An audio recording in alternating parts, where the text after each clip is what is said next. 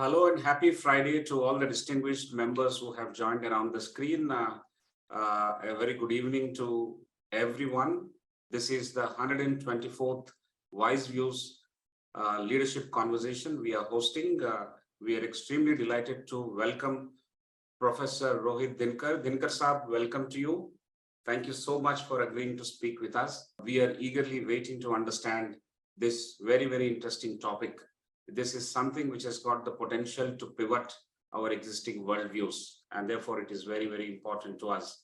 And without much ado, I would like to take your permission to share my screen and introduce the speaker. So WiseViews leadership conversations are held every Friday. This is 124th in the series. Professor Rohit Dhankar is going to talk about political correctness and the spirit of free inquiry, how to navigate a difficult terrain that it is.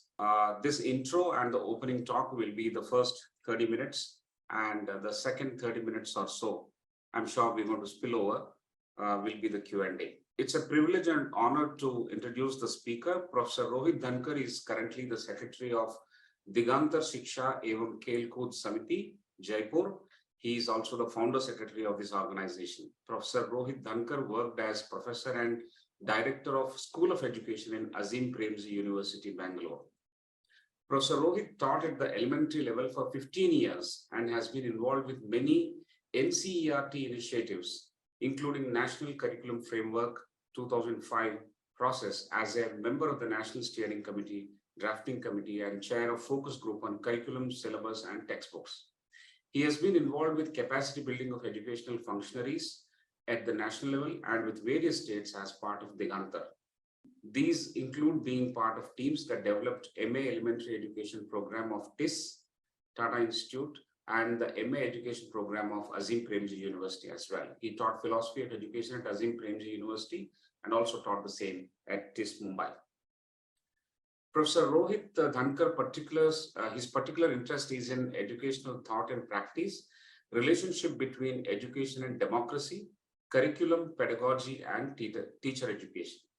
He has been working on the principle that educational practice without sound theoretical or philosophical background is blind fumbling, and the theoretical philosophical idea comes alive only in actual teaching. Currently, he conducts capacity building workshops and short courses in pedagogy, curriculum, and philosophy of education in Digantar. He began his journey in education through indifferently functioning government schools in rural Rajasthan. A graduate in science and a master's in mathematics, he trained as a teacher in Nilbag School, established and ran by David Horsberg in Karnataka. So this is a wonderful background and an amazing speaker that we have this evening. Once again, welcome you, sir. And I'll take one more moment to introduce my esteemed colleague, Professor R. Prasad, who is the Director of Academic Wing at ICFAI Group. He brings with himself a rich experience of 3 decades as an entrepreneur, as a corporate leader, and now as an academic leader. He holds a BTech from IIT Bombay and a PGDM from IIM Kolkata. He published several articles, books, and presented papers in various conferences in India and abroad. And with this, we will straight away get into the conversation. And I once again thank all the members who have joined. Your continuous presence week after week is motivating us to continue this series, and we are extremely thankful to you. I will now request our esteemed leader, Professor Rohit Dhankar, to start the session. Over to you, sir. Welcome and thank you. Thank you, Sudhakar ji. Friends, I'm very happy to be part of this conversation, and thank Sudhakar ji and Mr. Prasad for this opportunity. I'll start with I have been thinking about this idea of free inquiry and right kind of atmosphere for it. And for a very long time, I have this idea that perhaps a concept of political correctness, which is actually interpreted, reinterpreted, and reinterpreted in several ways, and today has acquired a certain form which almost everyone practices. So I thought that we talk a lot about freedom of expression not being allowed by say the government or other powers, etc. But we don't pay much attention to the freedom of expression and freedom of inquiry restricted by this idea of political correctness in our universities particularly, but in the public life as well. Therefore, we will talk about this subject today. I'll go very quickly. I had some ideas about the history of this term, political correctness, but we will skip that in the interest of time. So I'll straight away come how the political correctness is being seen today. It seems to me, and my definition actually may not entirely agree with the academic definition today. I'm deliberately defining it today as following the party line, which is the original meaning as well. Disregarding the truth to uphold one's group or faction's opinion. The real issue is in deliberation or in trying to understand each other is not arriving at some shared understanding or truth or correct opinion, but upholding one's already made opinion. And that opinion also may not be made personally by me through cognitive involvement. I might have received it from the group of which I feel myself to be a member.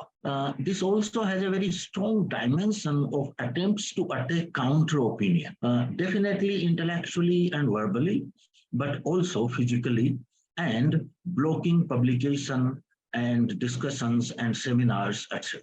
So it seems that today, reason and sanity, it seems, are always under attack from the left, from the right, or indeed from both simultaneously. And almost everyone uses this. I'm quoting from Encyclopedia of Social Sciences. I like this opinion and I agree entirely, that's why I'm quoting it, that we must, however, be vigilant that the university remains the one venue where anything can be said freely, fearlessly, and thus where political correctness has no place. Any restriction on intellectual discourse, even when internally generated, clashes with the central mission of the university, namely the critical examination of ideas and diffusion of knowledge. So universities always have been wary of political correctness, but historically we should also note that universities actually have been the home of political correctness in several ways. Our own universities in last 70 years actually have been American university, our university, British university, most of the universities have been have a dominant opinion, and the counter opinion is given less space and often no space at all in terms of publication, having seminars, lectures, etc. Just to illustrate this point, I will take a few examples from our own country, and then we will go a little bit further regarding inquiry and judgment, etc. So I'll just remind you in brief some recent and some old episodes or events in our universities. India Today, 3rd August 23, reports that college teacher arrested in Pune for hurting religious sentiments. This is very interesting case and very recent. And I find here actually an example of double political correctness from both the sides. I do not know how many of you have followed this episode, but the issue is rather simple. One teacher in the classroom is trying to compare the religions, you say that the monotheist religions of Islam and Christianity with the polytheist attitudes in the Hinduism. And he tells a kind of common joke which everyone who wants to criticize Hinduism as well as who want to criticize Hinduism for the particular purpose of conversion or proselytization uses. We all know that. I'm not going into describing the joke because in the interest of time. Now, first of all, a student recorded it and then the video went viral, and the teacher, it seems, was arrested and perhaps was an inquiry is instituted from the college on him, and the poor fellow was harassed. There is nothing intellectual about the episode, actually. Teachers' own behavior is not great in that particular situation. But this is no reason to arrest or institute an inquiry, etc. More importantly, the political correctness from the other side, rather than reporting the incident as it is, they gloss over it, most of the papers. They say that he was trying to compare the gods of Hinduism and Christianity and Islam, which is not the case at all in the video. In video, he is simply cracking jokes about certain help, which might or might not come from the god. It seems I'm taking too much time, so I'll go very quickly now. There was a famous row in that there was a particular paper which was being taught in the Delhi University, and some Hindu groups actually opposed it, and the paper was withdrawn. This is about Ramayana, that there are some 300 versions. But the real issue which irked them is that perhaps many of know this story of Ahilya and Indra coming and seducing her in the guise of her husband. But actually, Valmiki Ramayana says that the Ahilya knew that he is Indra and not her husband. And he actually tells him at the end that she is satiated and this was a very good experience, and now he should leave quickly because her husband is about to come. So saying this thing on the authority of Valmiki Ramayana about Ahilya, which has acquired a different image in the current Indian scenario, was reason enough to remove that paper from the course. A third episode, Indian Express reports that students protest against seminar on Ram Temple. So this is coming from all sides. The second example is coming from, say, the rightist groups objecting to something. And the third example coming from the leftist groups objecting something, that a seminar in Delhi University on Ram Temple, and there were certain speakers which the students belonging to the left-leaning organizations did not like, and therefore they tried to disrupt it. So in the university, there is no free space. Another example is that in 2019, Gulbarga University cancelled the permission to Kanhaiya Kumar's program and his lecture. So both are actually acting in a very similar manner, that you can say what we want, but you cannot say what we do not like. And they are sticking to their own factions, their own ideas, and these are episodes of the university. I think the episode of Professor T.J. Joseph, whose hand was cut for a question in the paper, is well known to everyone. So that is another kind of religious fanaticism, which simply on the basis of a name, the person was harassed, he was sacked from the college, and faced several hardships. Now, universities are not isolated in that sense.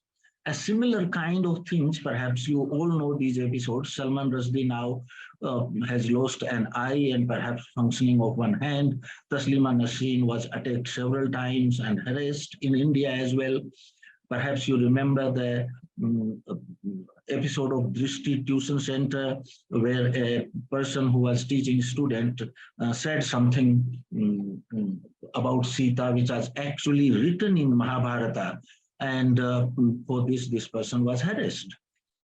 We all know the recent episode of Nupur Sharma and series of murders after that. Now, if you look at this climate outside as well as inside the universities, it seems that there are certain topics which are taboo, on which you cannot speak, which you cannot talk about, which means the free inquiry or investigation into that is being hampered. It seems to me that autonomous judgment and freedom of expression are interdependent with each other. Now, what is the purport or what is the significance of these episodes and how it can harm us, I'm coming to that side of the presentation.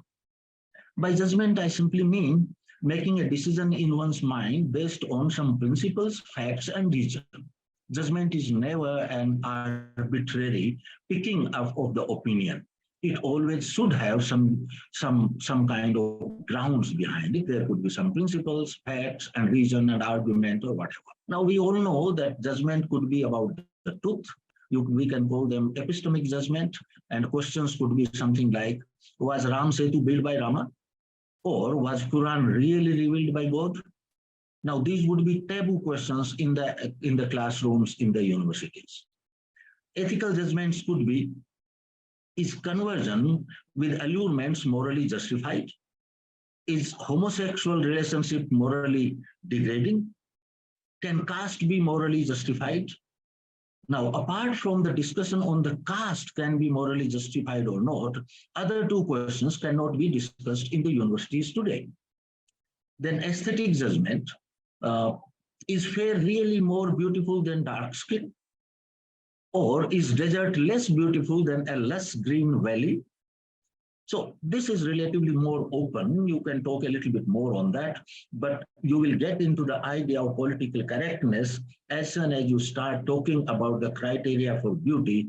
And if you happen to have this idea that well-shaped features and fairness contributes to it, then you are going to be attacked in a university. I'm not saying that's a correct opinion. I'm simply saying the spirit of inquiry requires asking these questions. Now, a judgment needs to be expressed, debated, criticized, defended openly to approximate truth as well as for generating consensus. Without this, a judgment is subjective and often flawed. Now, judgment once made need to be acted upon.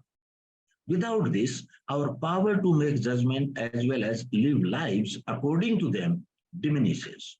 And it seems to me that in this, humanity is diminished and human dignity is also diminished. So, autonomous judgment and freedom of expression seem to be very closely related with each other in this sense. Now, freedom of inquiry and pre-inquiry and autonomous judgment is also, judgment without proper and rigorous inquiry is nothing more than an uninformed opinion. Living a life with such opinion is like walking blindfolded in dark. We can be opinionated on anything, but if we do not have appropriate justification for our opinions, we ourselves are blind and we are likely to oppress others. Now, free inquiry, autonomous judgment, and democracy also are related very strongly.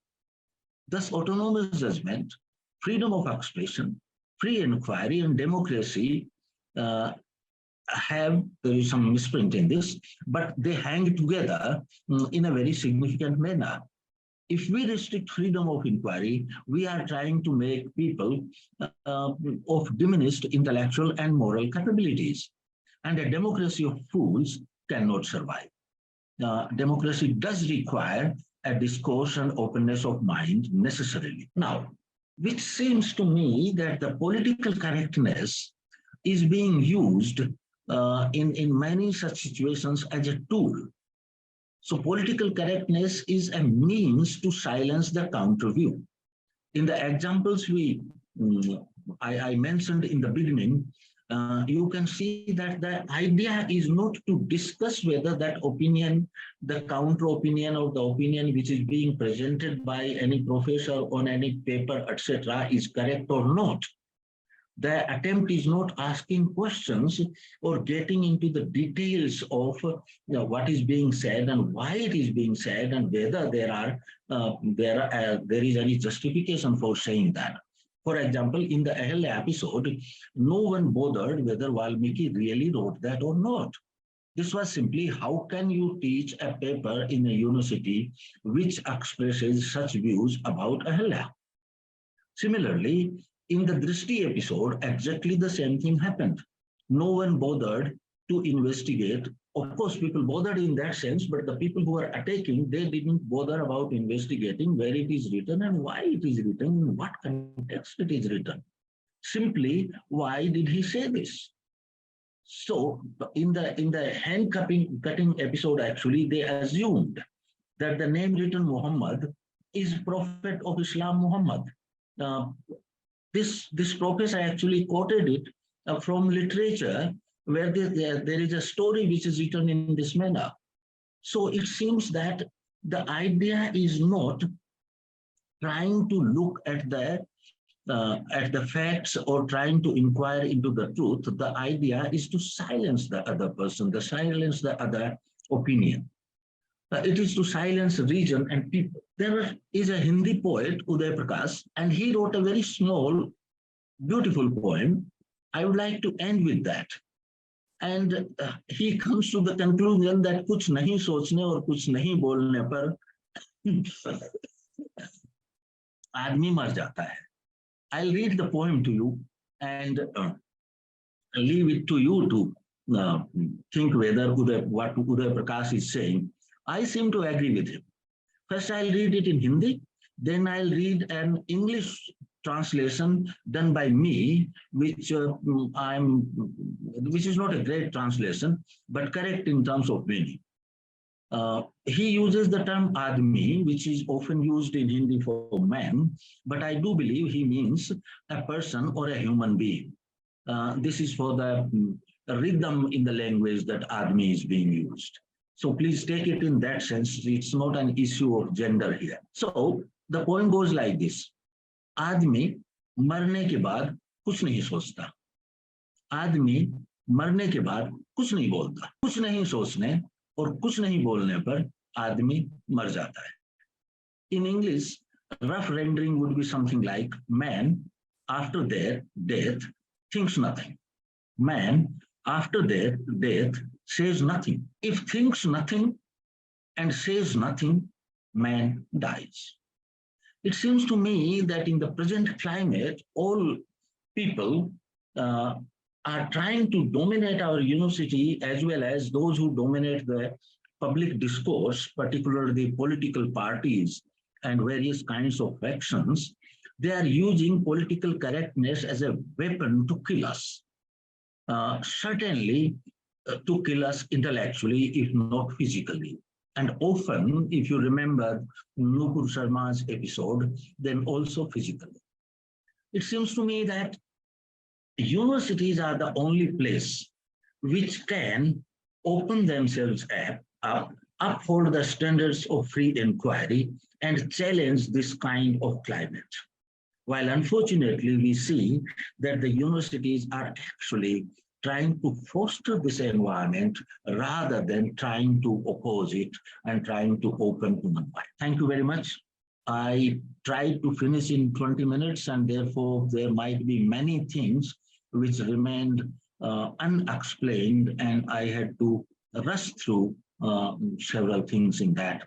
But I do believe that we have plenty of time to discuss those things if there are questions and further discussion. Thank you very much, sir, for this amazing journey that you have provided. You have marked the territory very clearly and explained the thin line between boundaries of political correctness and the spirit of free inquiry, whether it is educational institutions or in social life, in political parties or outside, in consuming intellectual stuff or in a conflict of opinions.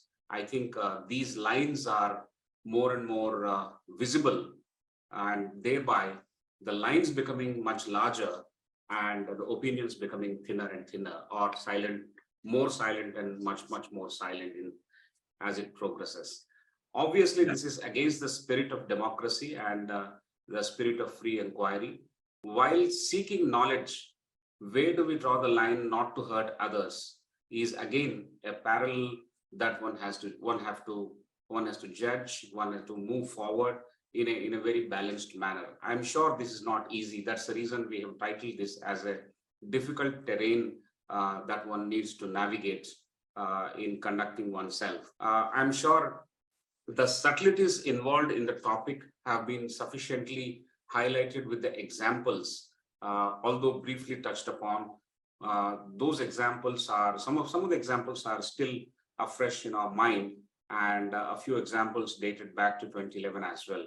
I must thank you, sir. Within the constraint of time, I think the picture is very clear. Your attempt to give details of judgment is pretty clear. The academic discussion now begins, and we are extremely happy and fortunate that you have touched upon this wonderful topic. We should be quite open to learning from this and seeing where all we can apply in our work and in our institutions and everywhere when we get in touch with public. So thank you so much, sir. I will, without much ado, I will request Professor Prasad to come in now. And all the members who have joined, I have a request to you. There are two clusters of questions and answers. This is the cluster number 1, which will be spearheaded by Professor Prasad. I will come back for cluster number 2. During cluster number 2, I would request you to raise your hand so that you can directly ask the question to the speaker, and we will open the mic for you. Do not go away. This is very interesting. And in case there is any audio problem for you, you can key in the question as well. We will take it up on your behalf. Thank you so much. Welcome, Professor Prasad. Thank you, Professor Rao. Sir, an extremely interesting topic that you have opened up for discussion. Much to be understood, much to be appreciated, much to be inquired into. So let me start with a question, sir, in the spirit of inquiry. How free is free? Are each of us not guided by our subjective notions of free? I agree with you. You see, we often make a mistake when we talk of freedom. Often we think that freedom is an arbitrarily picking up anything. And if there are some restrictions coming from principles or some other avenue, then we are not free. Actually, the people who have investigated and talked about freedom, there are two issues in the questions you are asking. So I'll try to delineate them very quickly. One is that, and I take Kantian notion of freedom actually. One notion of freedom is that up to a certain extent in our development, we are governed by instinct. So whatever we do because of the force of the instinct, and there is no possibility of choosing what to do and what not to do consciously. So we are completely unfree in that kind of situation. A second situation could be that we are again governed by our desires or our cravings. For example, a drug addict, keeps on taking drugs and thinks that she or he is free, but this person is actually not free because he or she is not making the judgment on any kind of thoughtful process, but being driven by a particular craving. Similarly, one could be driven by hatred or even love. The third situation could be that someone is forcing you to take an action in a certain manner or to say something. So then how do we define free?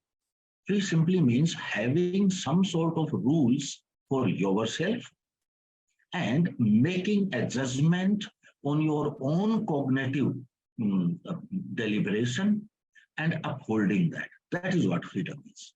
Now there is a problem even in this, because the notions we have, the principles we have, the ideas we have, they are actually already floating in the human atmosphere. And we have learned it from the books and from various kinds of places. And therefore, one can say that those ideas which we have learned, they are governing us, we are not free. This is a bit staged because we are the choosers of those ideas, which one we accept and which we do not. The ideas which we accept our deliberate, rational judgment, which we arrive at a conclusion that, okay, I accept this idea and now I will behave accordingly. That is what freedom is. We as human beings are limited beings, and we certainly cannot be absolutely free in that sense. So that's how I interpret freedom, and that's how most of the people would interpret it. Thank you, sir, for opening up the discussion more and exploring some of these words which are critical to this discussion. A supplement to that response as an inquiry would be, in such situation where we have some degree of instinct which is coming to our mind, some degree of desire which is coming to my mind, some degree of conditioning which is there, and then we have this question of choices. So as an individual, are all these choices coming to my mind? How do I navigate this? Because sometimes because of that kind of background in the mind, those choices may not even occur to me. How do I navigate so that those choices are opened up? That's where the role of education, inquiry, and acquiring knowledge comes in. In any given situation, and any person actually, whether he is educated or not educated, has a practical situation before him or her, has certain resources with him or under his or her command, and has some principles by which he or she wants to live his life. Now, in any given situation, if taking everything what we possess at that moment, and by possess I mean intellectual resources, ideas, physical, financial resources, the social situation, in that always there are more than one choices available to us, almost always, and we choose one of them. Now I am reiterating that freedom is not random picking up. If you take any, meeny, miny, mo, and you pick up something, freedom actually doesn't mean that. Freedom actually means you have some sort of, you see, all human actions have purpose.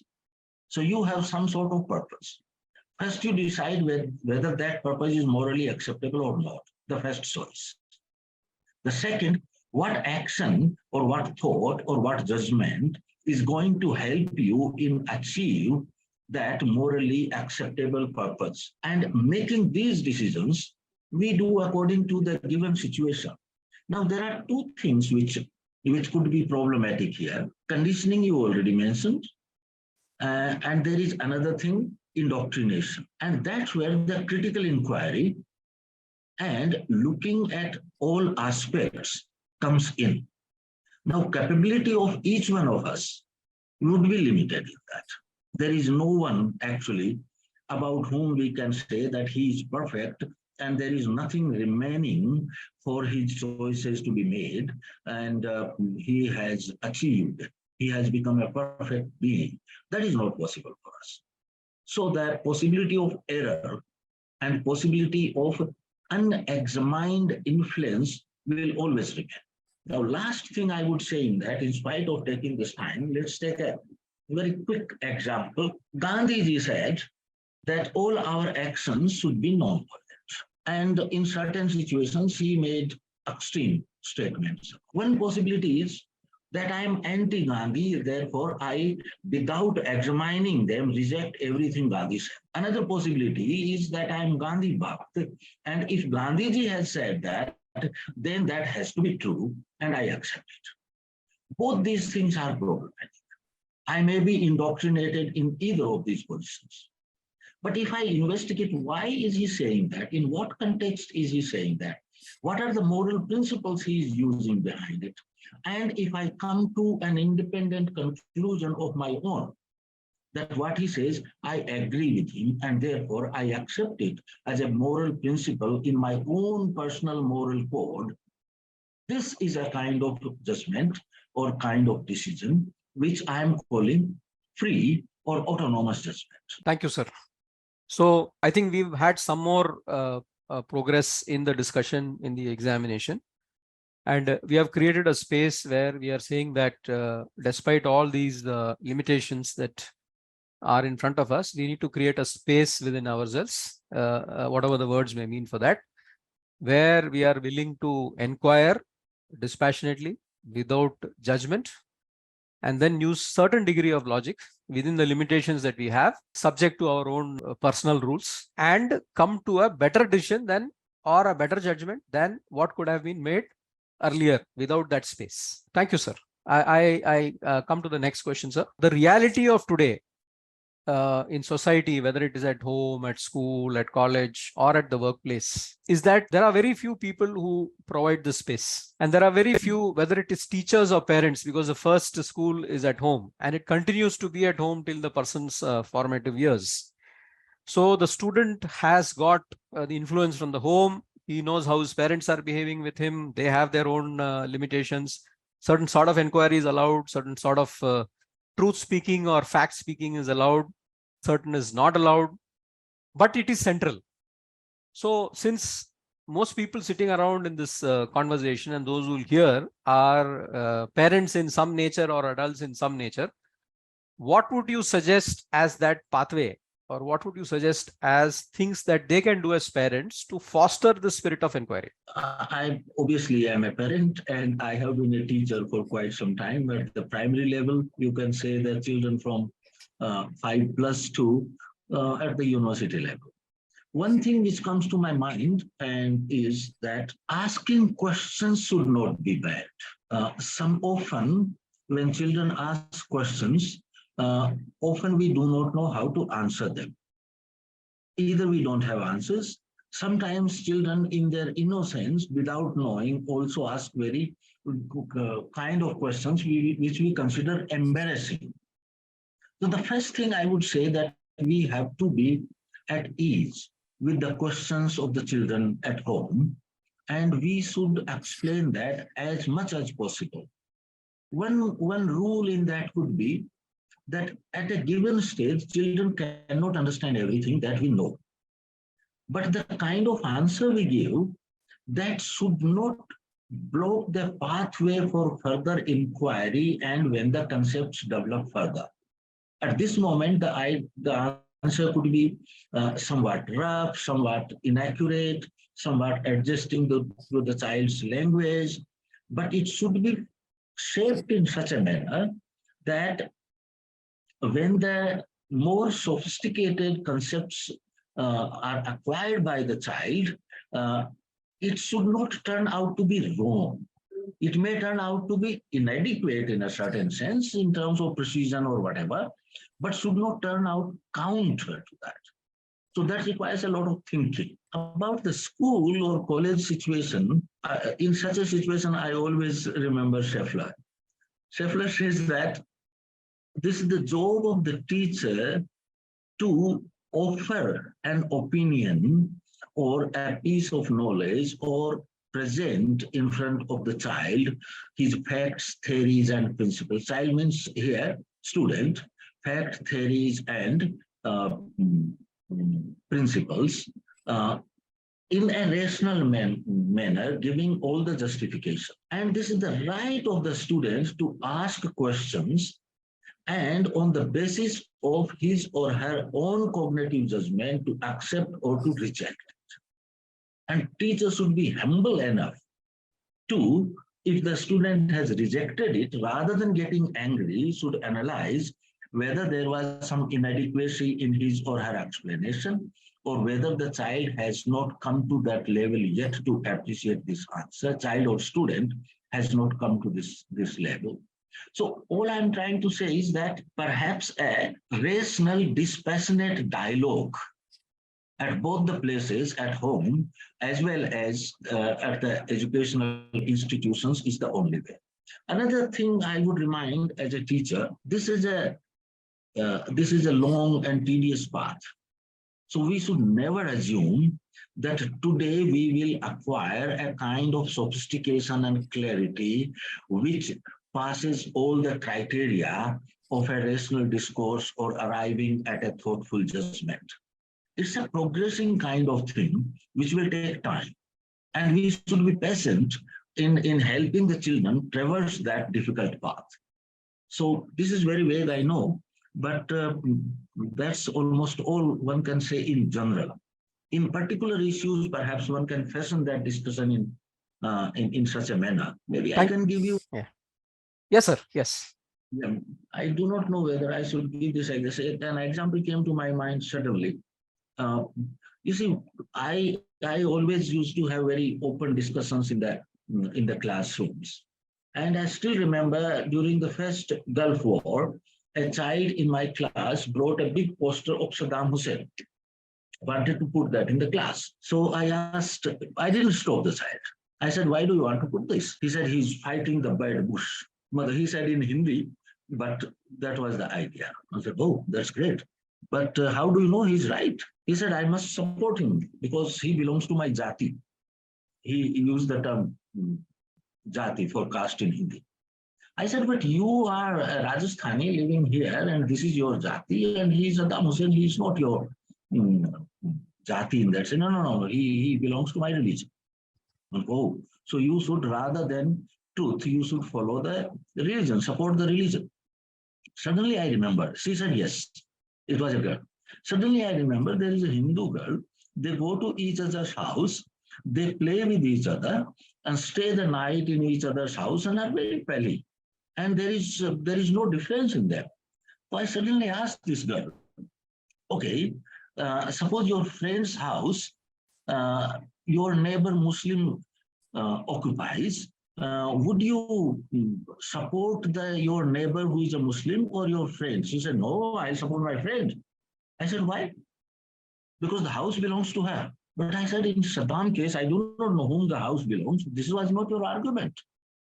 So what is happening here is that you are navigating through various kinds of questions and trying to find an anchor in the child's mind where a certain idea of either fairness or truth or beauty or whatever the discourse might be, you can get a rough hang at that time.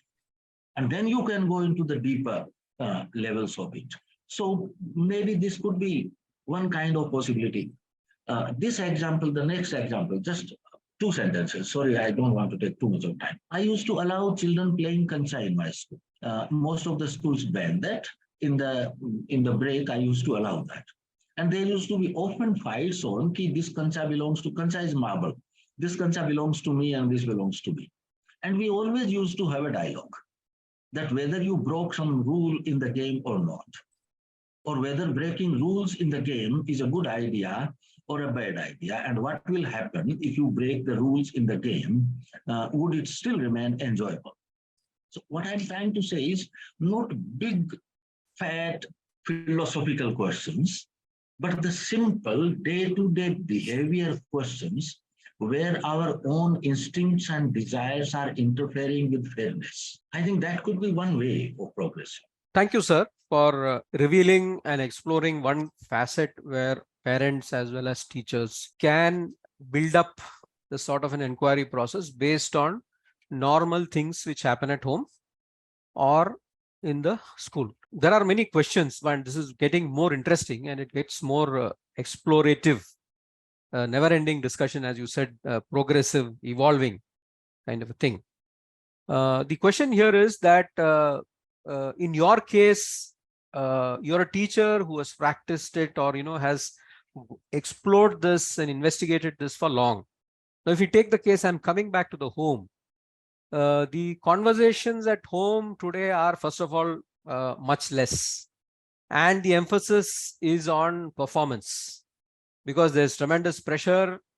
People have to make careers. They see, different kinds of aspirations. So they go after it. The parents support it, or parents have their own aspiration. And all this restricts the conversations to certain areas.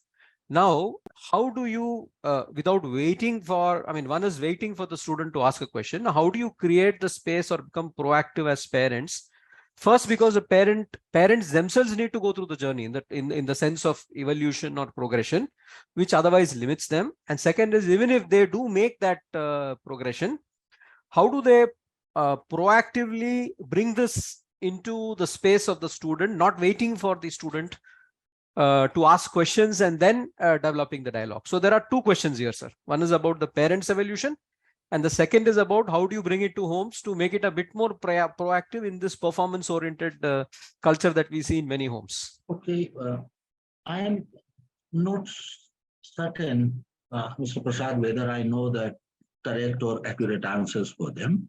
I'll hazard a kind of opinion or guess in that. The first requirement I feel is a comfortable level of spending time together and talking about various issues. Therefore, in spite of the of time being at premium in today's world, parents and children have to spend time together.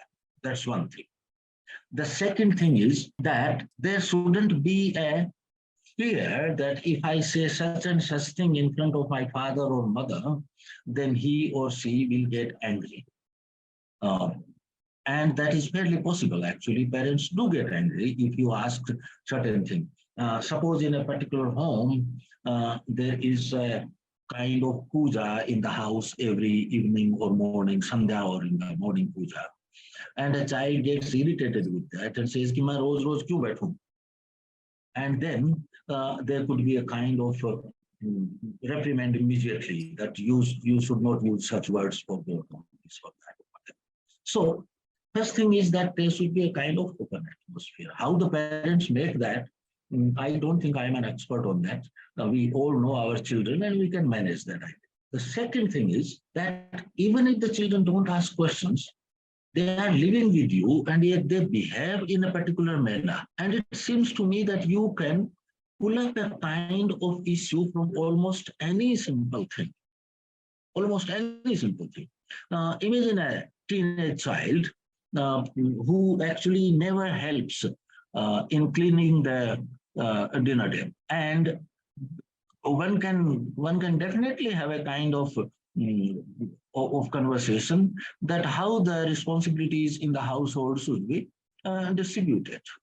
One thing is glaring in most of the Indian families, that maybe the girls help in the dinner table, cleaning the dinner table and cleaning the dishes, and boys don't. And I believe this could be a good discussion. Why not? This is slightly dangerous for the father. I mean, at this moment, I see three people's faces on the screen, including myself, and this dialogue can go against ourselves. But it seems to me that these things could come out of behavior. Also, sir, please try to note how often we watch our children's behavior and give dictums.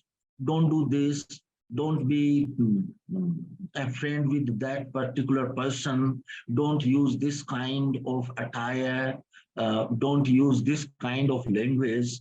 It seems to me that there are, without asking questions from the child's side, there are a umpteen number of occasions.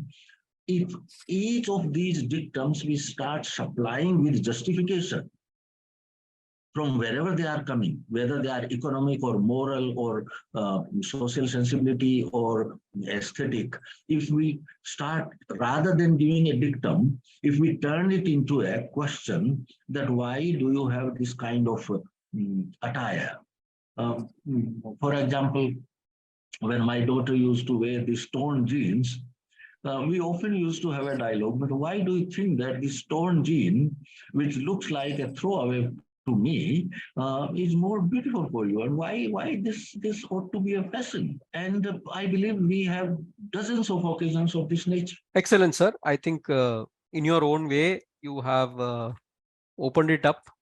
You have indicated about behavior as one possibility. You also pointed out that the dictums that parents usually give, and that's one of the first things that comes to the mind when one does not think and comes from conditioning, and how to convert that dictum into an intelligent question which can lead to a dialogue. Thank you very much, sir. I have a last question. This is getting more interesting, though there are more. So I'll restrict myself to that last question for the time being.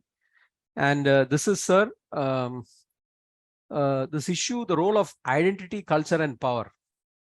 These things come into how we deal, whether it is in the office or whether it is at home, or whether it is in school. And this is there in society. It is institutionalized.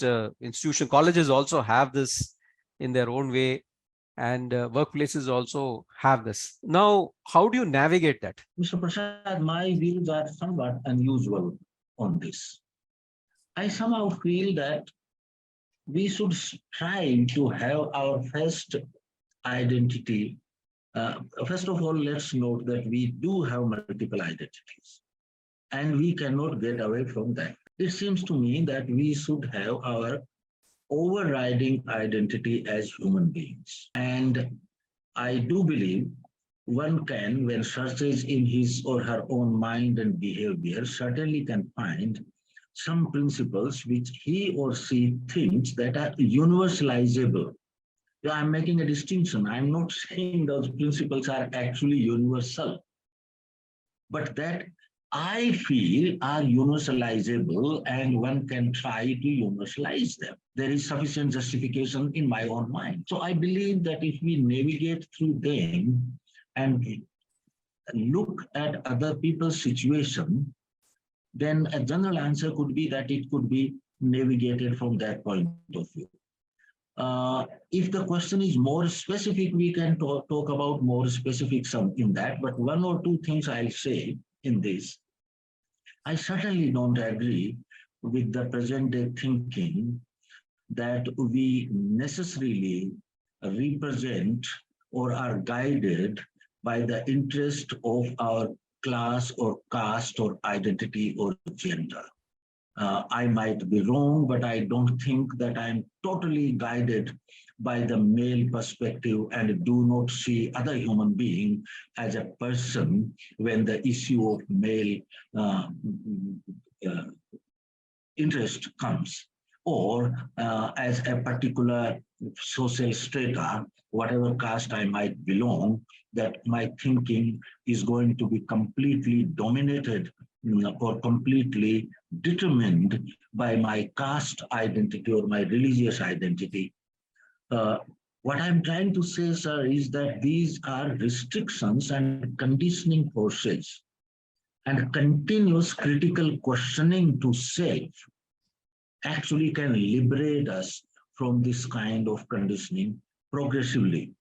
I will again say, none of us actually can call himself or herself completely and perfectly liberated. But we can continuously move on a path. And I somehow feel that that should be sufficient in a normal social situation. Thank you, sir. This questioning to self aspect opens up the door. And I think, whenever we are in situations where some of these conditionings, whether it is caste or class or identity of different forms come, then the suggestion is that we think about, the greater good, or, what is universalizable. When we think beyond that, then perhaps that sort of an awareness will bring in different thoughts, and perhaps from there something better may happen. I think this is how I understood it, sir. Yeah. Thank you. Thank you very much, sir. We are at 7:27, and Professor Sudhakar was eagerly waiting, and there are many questions which can come out of some of these questions which are asked. Thank you very much, sir. Why myself and everyone around the screen are eagerly waiting is to see how this discussion itself is evolving. For an institution like ours to select this particular topic, we could go both ways. Potentially, it could be inflammatory sometimes, depending on the questions that we choose to accept and allow the discussion to evolve in a particular direction. It can become potentially an extreme discussion or a dialogue. But we are very, very clear that an academic institution of our stature should provide necessary comfort of time as well as bandwidth to discuss academically, understand rationally, and then make the final conclusion as you advised in a manner that is morally acceptable. As simple as that. And therefore, this discussion and the pace at which it is going is the most comfortable pace. And I must thank you, sir. Your way of talking is also particularly designed to help this kind of inquiry process, this kind of discussion. It fosters very, very well. I must appreciate and thank you for setting the pace for the overall dialogue here. I'm very, very happy that it is going like this. Just in case somebody talks very fast, just in case somebody delivers lots of words without weighing them, but touching the wrong end or the raw nerves of various other people, just for the sake of making one's point, then that also is not a balanced view. That's not a balanced way of taking the discussion forward. I think there is room for everyone to chip in their questions, which they have done. And we have already landscaped a few questions which we received from these participants before the commencement of this session. All put together, we have good questions. Most of it is addressed. But sir, the first question, and there are some potentially tough questions as well, but I'll take the first one. Sir, according to you, do you think of late in India, there has been a challenge to the spirit of free inquiry? Yes. My view, I'll express it very, very clearly and candidly. I know our universities and educational and academic discourse for quite some time. There was a certain kind of room and space in the universities, but at the same time, there was nothing was stopped legally, etc. But the dominant discourse has a certain kind of ring to it, and the opinions which were against that dominant discourse were actually blocked. I know instances, I'm coming to that, that even earlier, I know people who lost their job or couldn't get appointed because of certain views. So universities were dominated by a certain kind of ideology, and political correctness was practiced very, very strongly. After about 95 or around 90, the things started changing. After 2000, a counter discourse actually emerged.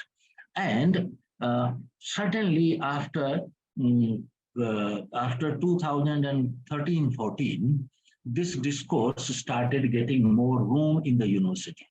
So you can say earlier, the political correctness A was dominant. Now the political correctness B wants to be dominant. And this is a struggle. This is not a struggle for truth. This is not a struggle for balanced opinion.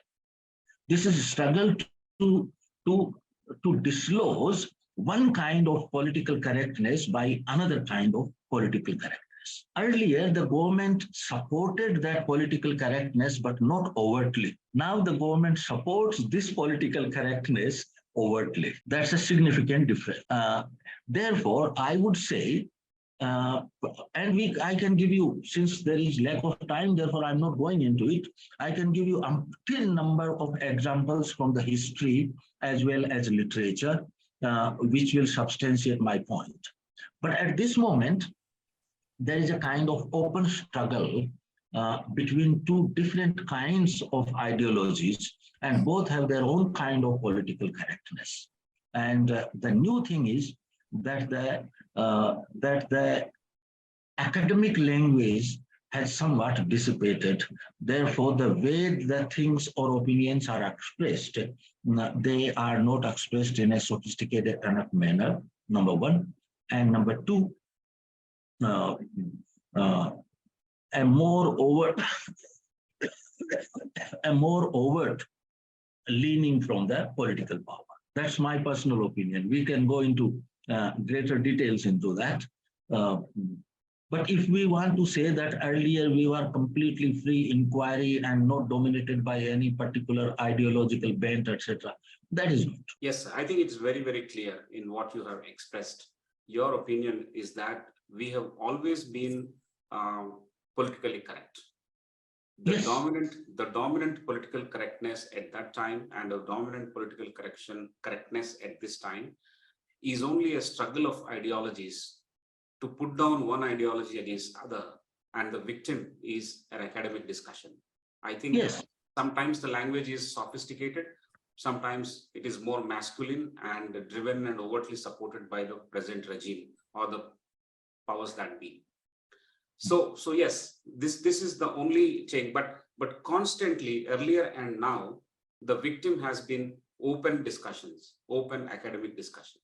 So that's a common point. I would agree with you. I mean, the victim has been the truth. Victim has been the truth. And an open discussion. Sure. We'll move to the next question, sir. There is a participant who questions us, and we will take it as it is without any filter. Why should students talk about politics or religion? They should concentrate on studies and inquire about subjects that they are studying. I think this is a very important question, and many people think like this. I am of the opinion, and please always think that whatever I am expressing here is not the ultimate God's truth. This is Rohit Dhankar's opinion, which may be more or less rationally justified. In my opinion, students should take active part in political discussions, and now definitely religion. Why am I saying this? Let's try to understand that human life is not only about studying or becoming an engineer or doctor or whatever, and then getting a good job. Even those good jobs and situations for good jobs are facilitated and created by the policies which are determined by politics. Even the economic situation is determined, and who gets the opportunity in that economic situation is determined by politics. So if we care about freedom of an individual and democratic polity, and these people are going to be the citizens who will take forward this torch of democracy. Actually, this was always known to people that a democracy of people who cannot think very clearly cannot sustain itself. And then someone or other will dominate rest of the sections of the society. So it seems to me that the students should be deeply involved in political discussions. I'm not saying that they should be involved in party politics. I'm saying something different. They should understand the political situation. That should be part of their education. Why religion? Two reasons. Either we have this view that religion is nothing but a bag of tricks and superstition. Another view, religion is something absolutely pure. All religions say the same thing, and this is highly spiritual and gives you the direction to the human life, etc. Actually, religion is nothing but another kind of ideology which wants to rule the world. And there are certain good things in all religions, certain bad things on all religions, and at present, world over, I'm not talking only in India, world over, religion plays a very, very important role in politics. It earlier also played, but it was not overt. At this moment, religion directly engages in the politics. So unless until we understand religion and we understand politics and the relationship between the two, it seems to me that as a citizen, we are not going to be very efficient. And at the same time, in governing our own lives, we are likely to be influenced unduly by various kinds of people. We have been saying this time and again, and this is a slogan in India, you all know that all religions say the same thing. Any person with open eyes and open mind, if can pick up the basic book scriptures of all religions, puts on the table, starts reading them page by page, I believe within 5 days, this person will come to the conclusion that no, this is a slogan, and I'm sorry to use this word, and perhaps very good-heartedly, someone wanted to believe people that this is the case, therefore this is propagated. So understanding the facts of religion as well as their dogmas and how they influence politics at this moment, it seems to me is extremely important. Amazing, sir. Amazing clarity with which you have actually put forth your opinion about why should students be interested in all these discussions. They should just be worried about the subjects that they are studying. Well, not everyone studies engineering and medicine, but there are a lot of people who study society. There are a lot of people who study politics. There are a lot of people who study religion as well, art. Yeah. And whether we study or not, we are influenced by these institutions. Politics is going to shape our economy. Our economy is going to determine our income levels, our jobs, our well-being, our peace of mind, our law and order, everything is elaborately interconnected. And therefore, we should definitely be interested in political discussions. One is not saying that one should get into party politics, but one should have a clear discussion and understanding of how this is going to impact our lives. And therefore, one should get to the fact of it by analyzing and discussing in a peaceful manner. I mean, that's a very, very good takeaway, sir. Thank you so much. I'll go to the next question, sir. One of the members, Wing Commander Gaurpati, is asking, in the name of free expression, anti-Indian campaigning happens in certain universities which are funded by foreign agencies. Should government tolerate such actions? One word I missed in between, anti-something. Anti-Indian campaigning happens in certain universities in the name of free expression. Yeah, anti what? Anti, this word I am missing. Anti-India. Anti-India. Okay, okay. I think this is the burning question today, and we should not shy away from such questions. You see, we have a constitution. That constitution gives us certain rights. And one of those rights is actually freedom of expression, freedom of association, freedom of propagating my own ideas. And therefore, if certain ideas or certain notions are considered anti-India, but they do not go overboard to break the law, then I do believe that that freedom should be provided. But if they cross the boundary of the law, then immediate action should be taken. So that's my view. But at the same time, there is another issue in this. It seems to me that what we call, and actually there is a lot of anti-India discourse, there is also a lot of ultra-nationalistic discourse. I do believe in a free society, both have their place. So I was referring earlier that this is an ideological battle. Ideological battle should be fought with ideological tools.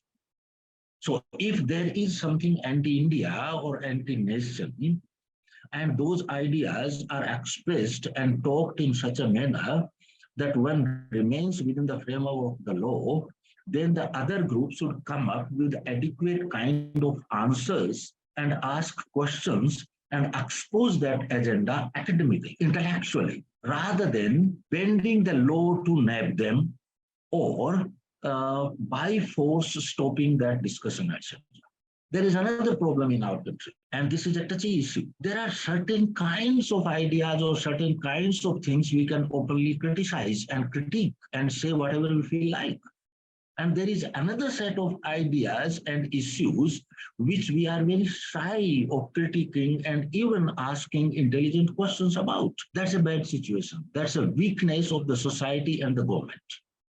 So freedom of expression and right to inquiry belongs to all equally. And it seems to me that, to tell you frankly, if unless until someone is planning an armed rebellion or asking people to use dubious means to harm India or Indian public, as long as this remains at the theoretical level, I think we should theoretically counter it. That would be the strength of the people who love India. I love this answer. The fact that on one extreme you have anti-national campaigning, on the other you have ultra-nationalistic tendencies and behaviors, and your proposal and suggestion that ideological battles to be fought with ideological tools and not subverting the laws or by force we restrict individuals. That is an equal means to suppress a few senses of expression at different forms in different situations and contexts that we encounter in our day-to-day life. Amazing. I think it is getting more and more interesting. We will move forward, sir. Thank you. There is another one as an observation, but we can probably respond to it. Politics in educational institutions is leading to violence. Hence, police is always stationed in some universities. This was the same person who has asked the first question of students vis-a-vis politics. Somehow I lost your voice. I do not know what is the issue. Okay, sir. my freedom of expression is not stifled by tools of technology. I will say this again. Politics in educational institutions is leading to violence. Hence, police is always stationed in some of these universities. It's an observation made by the earlier person who has asked this question. I agree with it. And I hope you can hear me clearly. I do not know what is happening about the sound, why I didn't hear clearly. You see, I do know that politics in the universities is leading to violence, and there has to be slightly more strict, I think, governance and administration and law and order keeping in that. However, to say that earlier there was no violence in the universities, etc., that is not correct. I have been through the universities in Rajasthan particularly, and I know universities in other states. So this kind of violence used to erupt earlier as well. Neither we should have supported it at that time, nor can we support it now. Now the political parties are playing more active role in instigating this violence for various kinds of purposes. But because of the violence, no reason to stop the political discussion. We have to, as democratic citizens, and university are the places where this could be learned, how to resolve issues and discuss views and counter views, and the views which are actually extremely against each other, how to discuss them calmly without resorting to violence. Universities should be made grounds for learning that. And that will always involve some risk. Let's try to understand that humans are do not come perfectly fashioned in the world. So always there shall be some issues in that, but we have to take that risk if we want our democracy to be thriving and alive. Yeah, amazing, sir. Thank you. I think your suggestion is that the university should gear up to handle some of these issues that emerge. Not always the situations will be equal. There will be more unequal situations. For want of a better word, I'm saying that. But we should gear up to handle these things from time to time. It cannot be absolute freedom. It cannot be absolute lack of police also. So yes. Fair enough. Sir, we'll move to the next question. And that question is a little more interesting. And let me paraphrase this question. We have been thinking, I'm adding 2, 3 into 1. In the recent past as well, maybe if you take a timeline of last 5 years, speaking up by leaders in 2 situations. One, for example, there are policies drawn by governments, politicians, and therefore the corporate leaders speak against that. Some of them who have spoken against have also paid for it in some way or the other. The people who have remained silent were paid for in some way or the other. We have observed both. In India, we have seen this much more recently, and also we have seen this in the United States of America, where certain corporate leaders have openly criticized the government policies they're holding, in the sense they're heading large corporations of the sizes of certain countries that we have. So bigger corporations, bigger leaders voicing their opinions against policies and against what they think is ethically right, against what they think is empathy being compromised. So they voiced all kinds of their opinions instead of being silent. They have spoken up and shown that they have a spine of steel. Now, reduce that to our own corporate microcosm, our own offices where we work. What are the lessons that we have to take for building our own teams, our own organizations with vis-a-vis this political correctness? I'm not saying political correctness in the context of always politicians, but in general conduct also in our work and life. Leaders will have to imbibe a few things. What are the top 3 suggestions that you would give for leaders? Most of the members who joined here are leaders in their own right. They are coming from various organizations. They are leaders there. the average age of the average work experience of the people who join our leadership conversations is more than 7. So all of them are at middle leadership levels or senior leadership levels. So this is going to be extremely relevant for them. Need your top 3 suggestions. How do we navigate in our work and life? Sudhakar, I don't think that I'm up to giving any advices, but I'll express my opinion. I may not have the requisite capabilities or understanding. First thing I would say that at this moment, India is divided. Be that academicians, be that corporate leaders, be that politicians, we all have taken sides and we have chosen our discourse. And we, all of us, are much more amenable to consider something a truth which enhances or supports our discourse rather than the counter discourse. So the first thing I would say is we should inquire and we should inquire in a perspective, whether the not perspective, not comparing with US or with UK or with Canada, comparing with our country.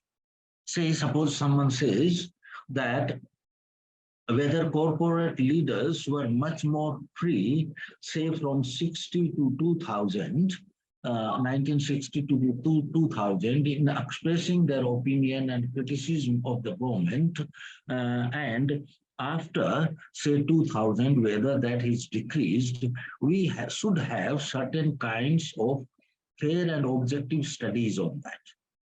I am at this moment not in a position to say that this is exactly the case. It may be the case, I am not denying it. And I have seen many articles, I hear very often this, but there are instances of corporate houses being victimized earlier, or if not victimized, favoring certain corporate houses heavily on the cost of others. Those instances were earlier as well. Now, whether they have increased phenomenally or more than the world today, I do believe that one should go into that. The first thing is having a fair judgment. The second thing is, it seems to me that if one is prepared to fight the battle, then there is a possibility of taking, of course, governments can always damage your economic interests. I understand that. But it seems to me that there is still room in India to fight. One can criticize the government and one can fight this thing. I do remember, at least one or two people, I think Rahul Bajaj once said in front of all the leaders, etc., that there is an atmosphere of fear. And there are many other people who have been speaking. And let's see whether those people were actively harmed in this. I'll say the last thing which corporate people are not going to like. You see, the corporate houses haven't been fair in India, right from the tax evasion to various kinds of other, unethical business practices. The corporate houses have always been many. I'm not saying every corporate house. I'm sorry, please don't misunderstand me. But the black sheep, a substantial number of black sheep are there as well. So I think they should also look within in that sense. So 3 things you've said: trying to understand the situation objectively, being fearless. In this, I'll also add, you see, the freedom never comes cheap. You have to pay for it. Only those people can enjoy who are ready to pay. So I believe, and then people who are supposed to be victimized, they can get together and fight the government. I don't think our government is so efficient and powerful that a group of determined people who themselves have lots of resources, government can really take on. Because the issue of efficiency is also there. So our government is also not that efficient. And the third thing, of course, are we fair? Let me give one example. You see, I run an voluntary organization, what these days is called non-profit sector or NGO. There is something called FCRA. We hold, we are registered under FCRA. I know several organizations who were registered under FCRA and took it, because of the connections with higher ups, took it very lightly, not submitting their documents on time, not remaining with the limits for what purpose the funds were given and all that. And now if the government suddenly becomes strict and say that these are the kinds of acts under which your FCRA could be denied, then one can start, crime victimization. Now, I'm 100% sure if there are two organizations, one right-leaning and very close to the people who are in power, I'll speak directly, say BJP, and another is against BJP, both are violating the law equally. BJP is likely to uphold the FCRA for the organization which supports it, and is likely to deny the FCRA to the organization which opposes. But sir, that was the case 20 years back as well, and I have been victim of that. So I think we should also look with it. Absolutely. I think this response has given us multiple takeaways apart from what you have reiterated yourself in terms of having a fair judgment of the things with a particular perspective relevant to Indian context. And the second, we should be fearless and be prepared to fight the battle. But the methodology could be that we should be united to expose the possible lack of efficiencies for the government to retaliate against a valid opinion or a valid perspective given by a group of individuals, say corporate leaders representing corporate houses. But more interestingly, what you have spoken about is people, when asked to walk, they crawl because they have violated certain rules. They have themselves evaded taxes, as an example that you have given, and many other things under the category of unethical practices. And then when it comes to stand up and speak, they will be behind in the group. And therefore, the lesson for the leaders is that we need to conduct ourselves in an ethical manner. We need to conduct ourselves in a manner that we are abiding by the law of the land. And therefore, with that sense of abidance, we get the power and strength to speak when you have to speak against certain things that are committed to the people at large. I think that's a very, very important takeaway. Most of the times we resort to shortcuts. Most of the times we keep violating, and therefore we don't have an absolute sense of what we stand for. Excuse me for the pun. We have absolutely no sense of what we stand for. We evade taxes, we violate traffic rules. We make sure that if the cop is looking the other side, we move from this side. In spite of deploying technology to identify all these people, whether it is tax evaders or traffic violators and many other things, people continue to do that. If that behavior exists and then there is no morality, then there is no consolidated moral expression from them. And at opportune times, they take the leaning towards a dominant discourse, and that's where everything goes fuck. Very, very, very, very deep.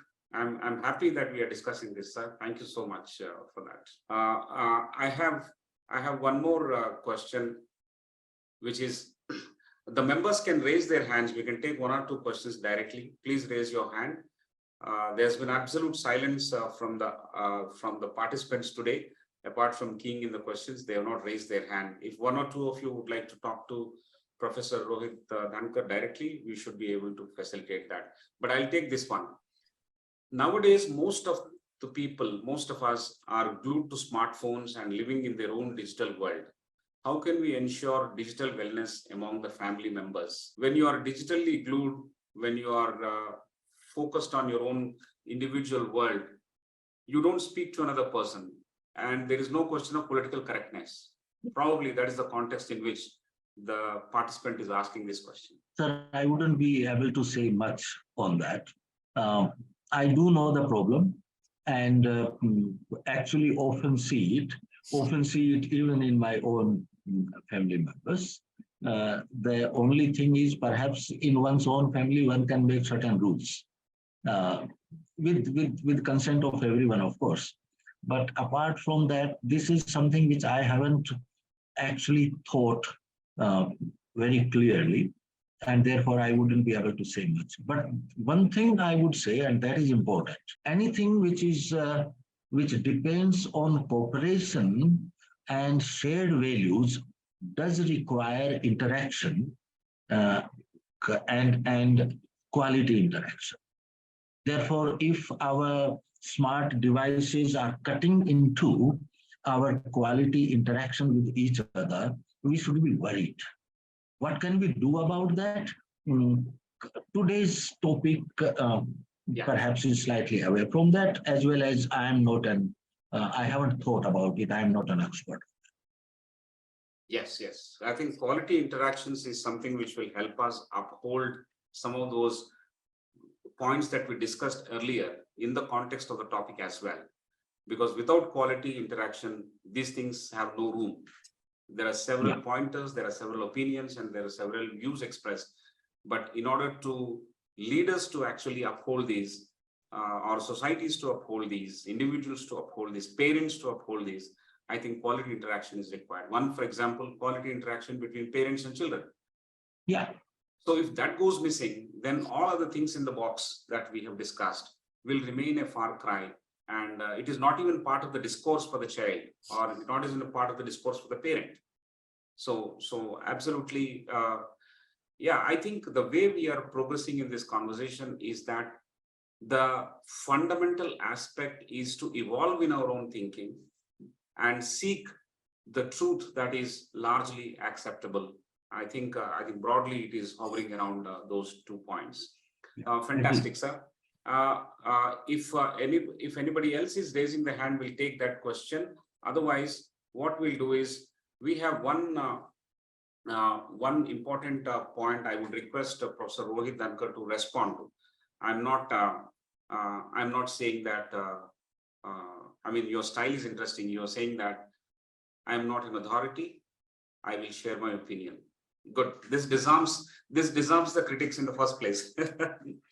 So that itself is also a little bit of political correctness in my view, but we will leave it at that. We'll leave it at that. But the question is something I'll focus on. The question is, wars are started by religion and pursued by science. How do you respond to this? Say again, please. Wars are started by religion and pursued by science. Okay, I'll say something on that. First of all, I would like to assure you that this is not political correctness. This is a style. The style admits that there could be other opinion which I may not have considered, and they might be even more valid. But you will see that, and I'm sorry to say this because you raised the point, I have to say it now. You try to buzz me from my opinion, and then you will realize how political correct I am in that. Unless until you give me a stronger reason than I hold, I will keep on saying this. So this is only an indication that dialogue is open, sir. This is my view and quite firmly, but dialogue is open. That's what actually I'm trying to communicate. I agree with you. You see, the second one is more to my mind is a witticism pursued by science.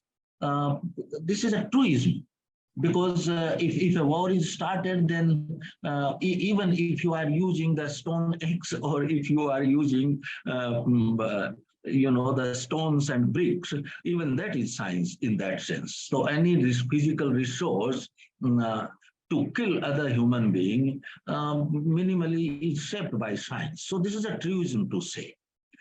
First one is more important to me. Religions are prone to start wars. Yes, I don't think religions are instruments of peace, sir. I think religions are prone to start wars. There is a reason behind it. Very simple. Many of the religions actually, and every religion up to a certain extent, have this view that they have the fundamental truth with them. And they also have the duty to make rest of the world accept that fundamental truth. And when there are two fundamental truths which are opposed to each other and both consider it their duty to make the rest of the world to accept that, then wars are inevitable. But religion is also maligned because of something else. Because often wars are because or for the want or to capture the political power. What is the raw nerve in a human being which you can touch to raise passions so that they can become party to your work and start supporting to you? I think religion is the deepest nerve, and since this is accepted on faith rather than on rational analysis, therefore, it is much easier to raise religious passion than any other kind of passion. And therefore, not all wars are actually started by religion themselves. In some wars, real reason is may not be religious at all. This is only political game, power game, but religion is being used in that because that is the easiest way to raise passion of the masses. So both the things go together in that sense. You didn't ask, but I would like to say something on. You see, I have at one time I used to say that religion shouldn't be part of curriculum. In about last 15 years, I have been constantly thinking about it, and currently my view is a comparative rational study of religion should definitely be part of the curriculum, and that be a hard-nosed rational inquiry into religion.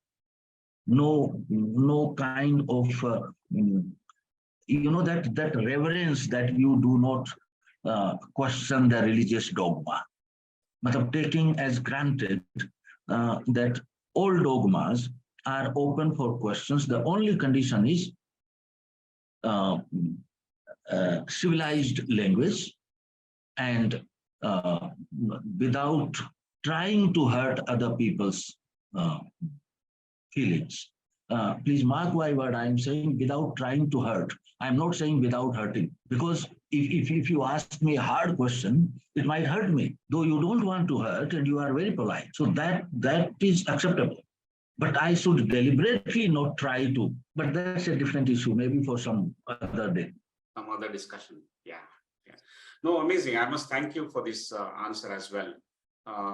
We have one last question that reached our question box, and I will fail in my duty if I don't take it up. And this could be the last one, sir, with your permission. Yeah, please. When the world was more fragmented, there were more open talks on religion in specific religion-centric schools. With secularism, globalization, and technology, there came the need to take a neutral stance. What should we do? Roll back in time? Or how to keep various stakeholders happy in a profit-driven world? Which would be a better world? I'm sorry to ask you, but you will have to repeat the question. Let me get it more clear. I will do that, sir. I will do that.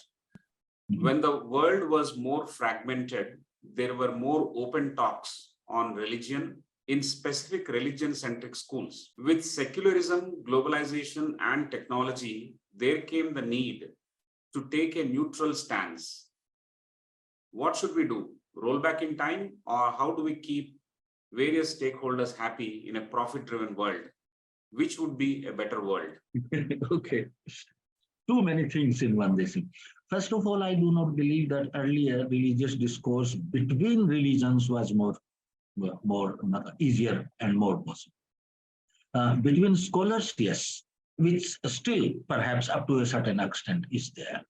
But in the masses, religious discourse perhaps was not more open earlier also.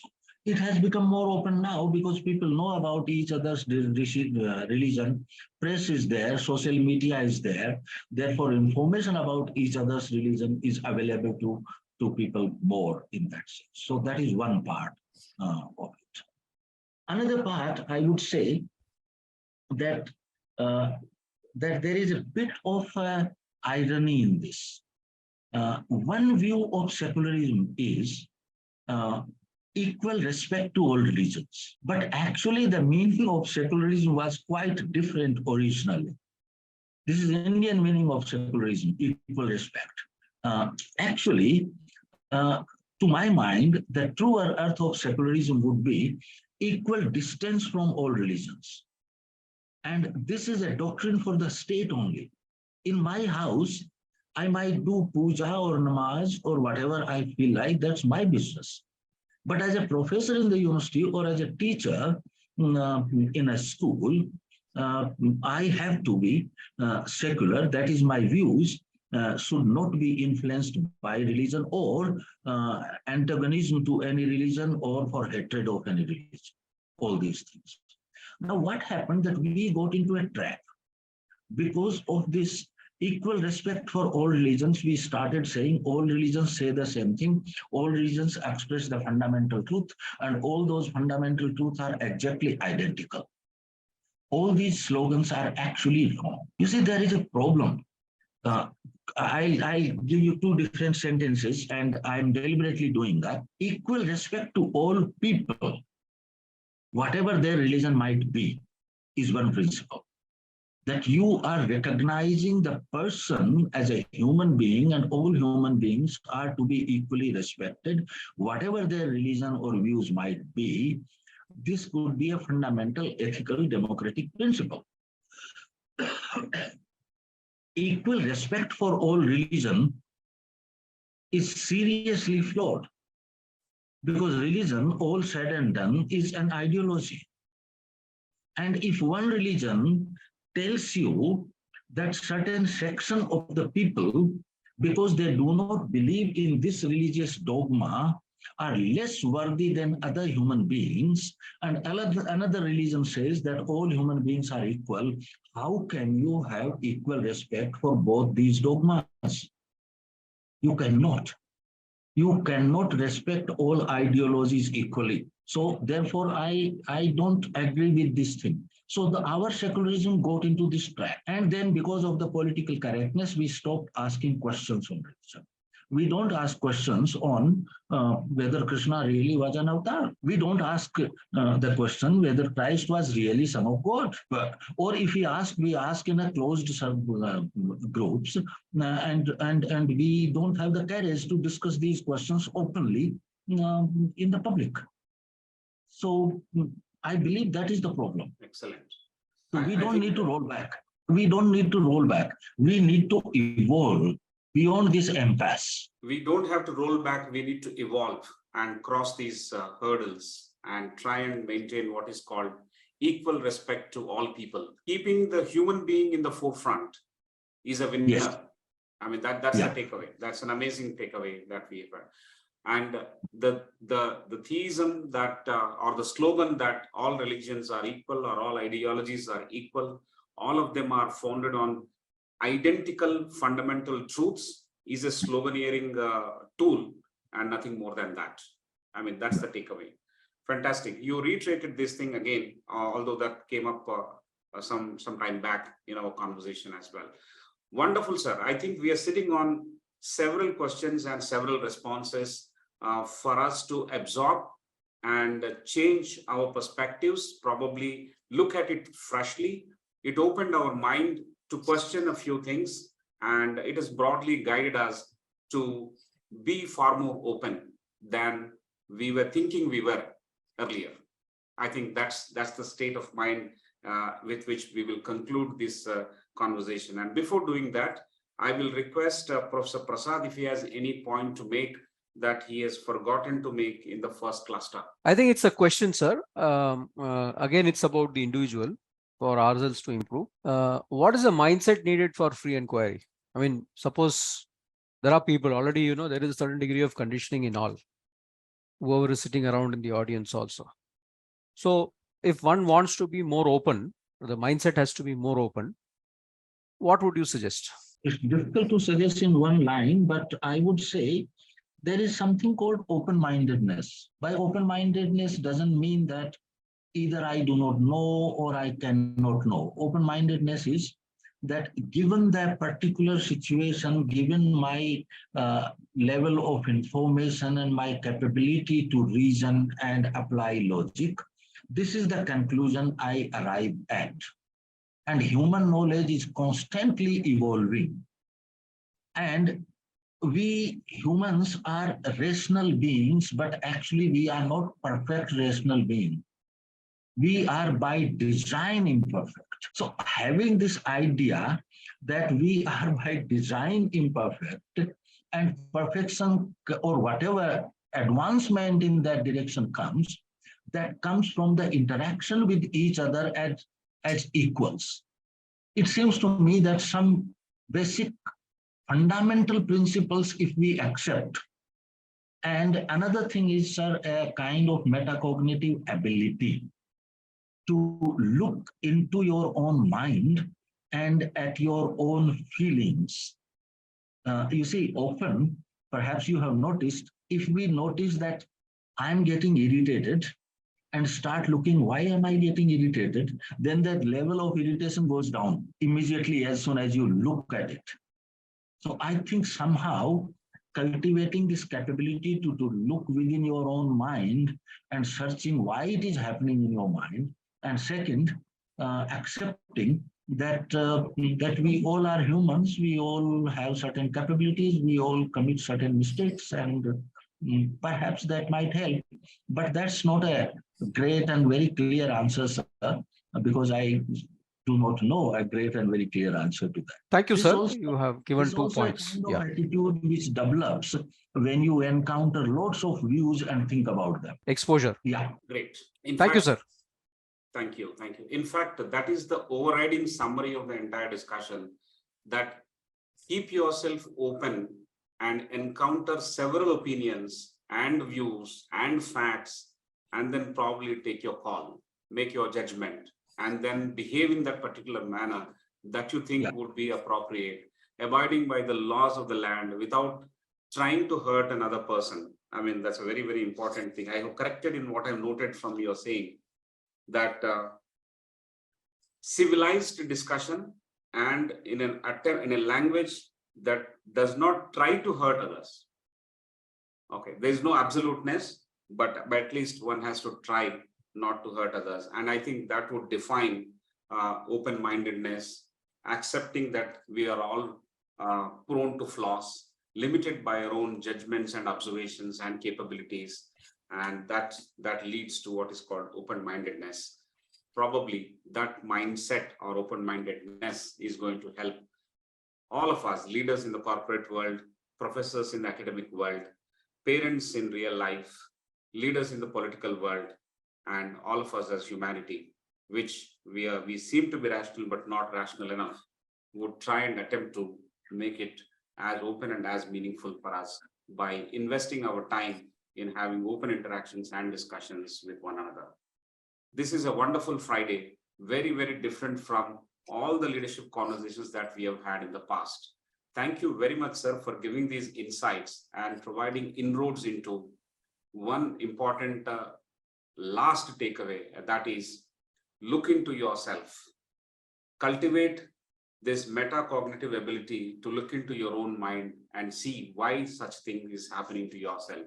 And that would probably help us grapple with what is happening inside and what is happening more outside of us as well and around us as well. Great, sir. On behalf of ICFAI, on behalf of everyone who is here, I would like to thank you for your valuable time, energy, and expertise in shaping some of the discussions that we have had today, for which we have wonderful takeaways, and we are going to reflect. We are going to write a summary of this. We will share with you and seek your views in editing it and correcting it. And after that, with your permission, we'll share it on our archives so that those people who have missed this conversation would have an opportunity of reading the text summary as well as an edited video summary, which both of it are kept on our archives for them to come back and learn. As an institution, we would love to have such conversations and provide space and bandwidth for meaningful discussions like this at an appropriate pace, with appropriate openness to learn and mend and correct ourselves and apply it back in our own personal situations. We have taken more time than I have asked for you from you, sir. It is 8:22. We should have actually closed it at 7:30. You have to pardon me for that, but the discussion was wonderful, so it went on. It evolved. We didn't want to roll back to a stipulated time. We just evolved with the discussions and we landed at 8:22. So I'm sure you are with us. Thank you very, very much, sir. And we'll come back to you for more clarity. We'll write to you with a few more questions and also we'll share the summary. Till then, I want to assure all our members who have joined that have a nice weekend, come back for greater learning. And next week on 20th of October, we are going to talk about something very, very interesting again. And that is why cyber criminals are one step ahead of us most of the times. This is the exact topic on which Dr. Ramasubramaniam is going to talk about cybersecurity issues. So stay tuned and come back. We'll share the specific information with you. We would love to have you come back with questions. We'd love to have you come back with observations and go back with several takeaways. That's the purpose of WiseViews Leadership Conversations. Thank you all and good night.